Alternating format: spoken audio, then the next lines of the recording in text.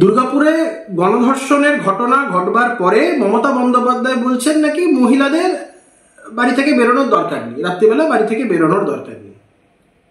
এখন এটা একজন সরকারের প্রশাসনিক প্রধান হিসাবে তিনি দুর্দান্ত সলিউশনের কথা বলেছেন। এবারে দেখবো আমরা, ধরুন বাড়িতে কারো চুরি হয়েছে, বলবেন বাড়িতে তালা দিলেন না কেন?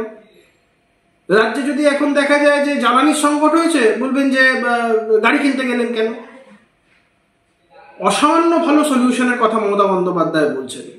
আচ্ছা ধরুন আজকে যদি এমন ঘটনা ঘটে, রাতের বেলায় নয় দিনের বেলায় যদি ঈশ্বর না করুক এই ধরনের কোনো ঘটনা ঘটে, মুখ্যমন্ত্রী তখন কি বলবেন? মহিলারা জন্ম নিতে গেলেন কেন?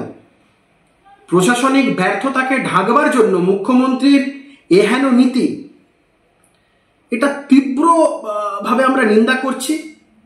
এর থেকে ভালো সরকার স্পষ্টভাবে বলে দিক তারা মহিলাদের ক্ষেত্রে ঘরবন্দি নীতি চালু করছেন, মহিলাদের ঘর থেকে বেরোনোর দরকার নেই।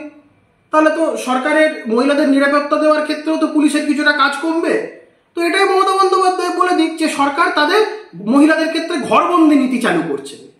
মমতা বন্দ্যোপাধ্যায়ের এহেন মানসিকতাকে আমরা তীব্র ধিক্কার জানাই, আমরা একরাশ ঘৃণা জানাই মমতা বন্দ্যোপাধ্যায়ের প্রতি।